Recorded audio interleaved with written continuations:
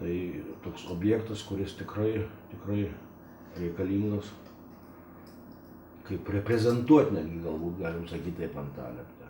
Tenka džiaugtis, kad Antalieptė susikūrė aktyvi bendruomenė, kuria gana sėkmingai ir su tokiu dideliu pasiryžimu vadovauja kaunietis mokslininkas Jonas Punys. Antalieptės kaimo bendruomenė, kaip juridinis vienetas, įsikūrė 2004 metais. Pradžioje žmonių skaičius buvo nedidelis, 21 žmogus. Pirmasis bendruomenės pirmininkas buvo veterinarius pagal specialybę Daividas Barzda. O 2007 metais rudenį tai įvyko tas skatinis susirinkimas, perrinko mane pirmininku. Na ir mes čia po truputį judam. Štai mes stovim prie šito namo, į kurį investuota apie 82 tūkstančiai litų. Tai čia keletas projektų buvo, vienas iš lyder programos ir kitas iš Žemės ūkio ministerijos paramos. Žmonės daug įdėjo savo darbo. Žodžiu, suremontavom, pastatas buvo labai blogam stovyje. Norėtųsi paminėti dar vieną projektą, kurį mes dabar ruošiam. Idėja to projekto, kad žmonės pajustų tą kooperacijos tokią gerąją dvasią. Tai mes galime pagelbėti maždaug 40 namų. 40 namų, kurie įsidėstę pagrindinai šitoj pagrindiniai ulyčiai, atnaujintumėm stogus ir fasadus. Tai štai tas projektas dar turėtų priartinti mūsų paprastus Antalieptės gyventojus, kad jie potencialiai galėtų nuomoti savo pagražintas patalpas, savo namelius būsimiems atvažiuojantiems turistams. Kalbant apie Antalieptės seniūniją, pirmiausia, tenka įvertinti bendruomenės aktyvumą ir Antalieptės, Naršėnų, Purvynės bendruomenių ir visos jų generuojamos idėjos vienaip kitaip atsispindi ir bendruose rajono, bendruose savivaldybės planuose. Jau 10 metų puoselėta idėja apie bendruomenės centro įkūrimą, apie bibliotekos perkelimą, kultūros namų perkelimą į naujas patalpas. Manau, kad kaip tik šiemet realizuosis, nes ilgą laiką įsigytas patalpas pavyko gauti finansavimą tik tai šiais metais ir manau, kad tai bus labai didelis indėlis Antalieptės bendruomenės aktyvumui ir susibūrimui. Kita vertus, bendruomenė taip pat turi daug planų ir su kitų patalpų panaudojimu ir, sakykime, savivaldybė taip pat planuoja ir sporto aikštelės įrengimą. Perdavėm statybininkam, kaip mes vadinam, tą buvusį kultūros namų pastatą, kuriame bus multifunkcinis centras. Visa reikiama dokumentacija, visi finansavimai, viskas jau yra išspręsta, visi klausimai suderinti. Per 10 mėnesių pastatas turi būti priduotas. Ir tada pastatas tikrai yra geras, kai jis bus tam pritaikytas, ten įsikurs biblioteka, kultūros namai ir seniūnijos administracija. Irgi šiemet yra, jau mes laukiam keli metai šito viso. Vis kažkaip tai iki mūsų nedaeidavo, šiemet trečiam ketvirčiui jau yra skirtas finansavimas 230 tūkstančių, man atrodo. Ir bus pastatyta nugeležinimo įrenginiai ir jau tada Antalieptė turės, taip sakyti, negalima sakyti normalų, bet tikrai daug geresnės kokybės vandenį, negu jis yra dabar. Antalieptės vienuolynas su visais jam priklausiniais yra išsinuomoję tokia VŠI Antalieptės pramogos. Savo veiklą jie jau minimaliai yra pradėję, organizuoja jaunimui diskotekas, šiek tiek jau taip renginius organizuoja. Jie yra pateikę didžiulį projektą europinį. Projektas jau beveik, kiek aš žinau, yra palaimintas. Pernai mes, kai atradom tą vienuolyną, mes bandėm ieškoti būdo, kaip jį galima būtų kažką jam sukurti. Pirma versija tai buvo tik tai vaikų namai su kontora. Bet eigoje mes taip ir sugalvojom, kad vienuolynas tai yra trauka šito miestelio centras, nes praktiškai istoriškai tai miestelis gyveno tik tai tada, kai gyveno vienuolynas. O šiaip jau idėja tai yra tokia, vaikų namai ir kontora vadinama, tai turėtų būti kavinė ir viešbutis. Visas kultūrinis ir kitoks centras tai turėtų būti vienuolynas, tai yra konferencijų salės, pirmas aukštas, čia jos turi tilpti 4, pagal didumą skirtingų ten poreikiams. Antras aukštas tai yra toksai truputėlį egzotiškas viešbutis. Egzotiškas tai todėl, kad kadangi tai yra kultūros paveldo objektas, tai mes galim turėti tik tai dušus, tualetus tik vienam sparne, tai reiškia kambariuose jų nėra. Bet pats įdomiausias objektas tai turėtų būti rūsys. Rūsy mes planuojam turėti interaktyvią ekspoziciją ir žaidimą, intelektualų tokį žaidimėlį su klausimais ir panašiais dalykais. Dabar ten mezgasi kaip tik idėjas, visi kiti dalykai. Šioje vietoje mes jau radom tunelį į bažnyčios rūsius. Bažnyčios pusrūsiuose buvo tų fundatorių karstai. Tai per karą, ten, kaip sakoma, nebuvo tos priežiūros, juos išmetė iš to rūsio, išrankiojo žiedus, brangenybės, galimas dalykas, kad ten kokias karūnas.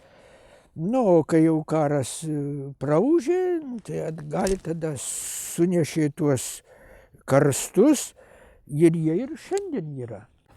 Birželio mėnesį buvo iš Valstybinio universiteto antropologai. Kaip ir sutvarkė tos palaikus, paruošė juos laidojimui. Jų išskirti nepavyko, praktiškai tai yra neįmanoma, jie visi yra tiesiog sujaukti. Ir tada bažnyčios rūsiai, kurie iš tikrųjų yra tikrai labai gražus. Jie yra raudonų plytų, skliautuoti mūrai, labai gražiai sumūryti. Jie bus kaip ir laisvi, galima bus juos apžiūrėti. Įėjimo į rūsius iš bažnyčios nėra, tai reiškia, tas tunelis būtų vienintelis būdas apžiūrėti. Ta dalis bus pati tokia įdomiausia, būtent apžiūrai ir iš jos mes tikimės būtent turistų ir viso kito. Su vienuolynu reikia kooperuotis. Mes panašias turėjom vizijas. Tik tai, kad mūsų gal malūnas mažesnis negu vienuolynas šiek tiek, bet iš kitos pusės jisai dar neįrengtas gerai. Vienuolynas jisai yra kaip ir viena iš dalių miestelio. Jisai negali būti atskirtas nuo visų ir jis yra kartu. Mes labai norėtumėm, kad būtų malūnas gyvas, nes jisai iš tikrųjų labai neeilinio grožio pastatas ir turėtų didžiulę paklausą. Man atrodo, malūnas jau ir dabar turi trauką, nes ateina, jis jau įtrauktas į žemėlapius ir savaitgaliais dažnai ateina, ieško, aš parodau, papasakoju. Stovime prie vandens malūno, kurį statė grafas Jonas Tiškevičius. Ir jis pastatė 1855 metais. Šiaip Tiškevičius turėjo dvarą, kuris jo centras buvo Vasaknose. O čia buvo malūnas ir daug eilė kitų objektų. Šiaip tai tas malūnas paminėtas prieš maždaug 250 metų istoriniuose šaltiniuose. Pirmoji savininkė, kuri paminėta, tai buvo grafaitė Rozalija Pleterytė iš Pleterių šeimos, iš Antazavės, matomai dvaro. Bet jau jinai buvo tapusi Strutinskienė, ištekėjusi už žemvaldžio Strutinskio, kuris beje fundavo ir Antalpės bažnyčią ir įkūrė tą Basųjų karmelitų vienuolyną. Tas malūnas ėjo iš rankų į rankas, kol galiausiai vietoj to medinio malūno, kurį turėjo grafaitė Pleterytė, Tiškevičius pastatė štai šitą malūną. Paskutinis savininkas, kuris dar čia buvo malūnininku, tai buvo Antanas Katinas. Už savo turtus Katinas pabuvojo ir Sibire, paskiau sugrįžo. Kadangi mano žmonos giminė buvo Katinienė, tai paliko tas malūnas ir mums jį atidavė mūsų šeimai. Ir aš taip, man pačiam netikėtai tapau to malūno savininku, eksmalūnininku.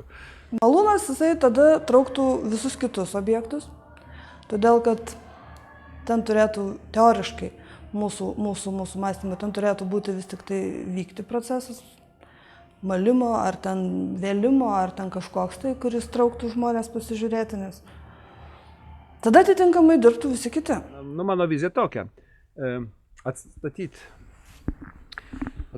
tos malimo mechanizmus, kuriuos sugriovė visai netaip senai, padaryti stiklo blokų pertvarą, kad vizitatoriai galėtų pamatyti visą tą malimo procesą švarus būdami už stiklo blokų. O čia, to švarioje erdvėje, tai daryti tokią, kaip ir viešbutį, tokia su edukacinė programa, kaip ten maldavo ir panašiai. Tai idėja tai tokia nebloga, man atrodo, bet sakau, čia ją realizuoti trūksta labai daug pinigų. Tačiau yra antroji pusė, yra buvusi Milo velykla, kurią Tiškevičius pastatė keletą metų vėliau negu šitą malūną. Tai tenais, man atrodo, kad pajėgsim atstatyti Milo velimo mašiną, kuri turėtų būti patraukli turistams. Ir galbūt tenais jau yra įrengta salkose ir nakvynę turistam organizuoti. Esmė kokia?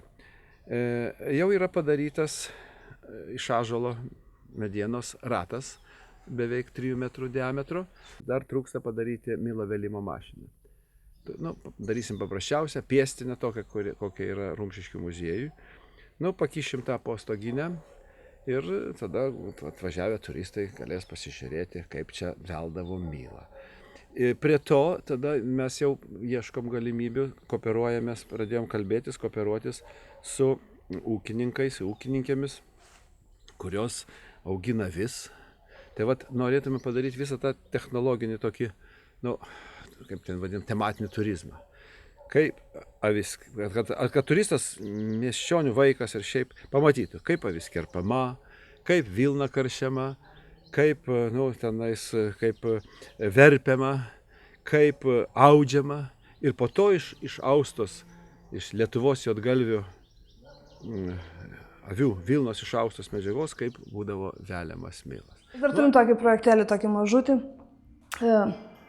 Pasirodo, Antalieptėje, kadangi čia auginamos avys yra, purvynės bendruomenė turi ir kiti, pasirodo, Antalieptėje niekas nemoka verpti. Jau numirė paskutinė moteris, kuri buvo pripažinta verpėja.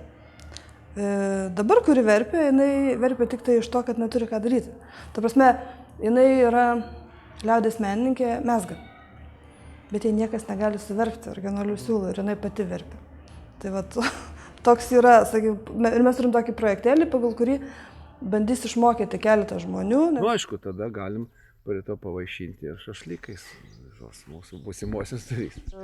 Buvo kalba apie kulinarijos paveldą ieškoti, nes iš tikrųjų šitas kraštas garsėja kulinariniu paveldu.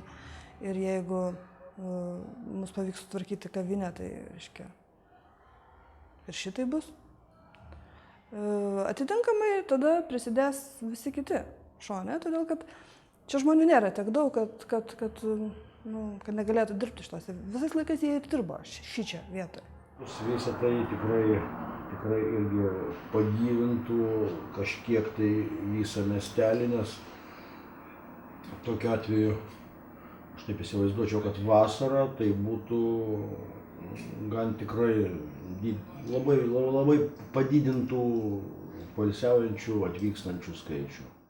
Tai manyčiau, kad pati seniūnija, jos bendruomenė iš tikrųjų turi labai didelę pridėtinę vertę ir tos paieškos galbūt naujų veiklų, naujų naujų idėjų paieškos visada yra vertingos ir savivaldybės taryba visą laiką pasirengusi padėti jas realizuoti.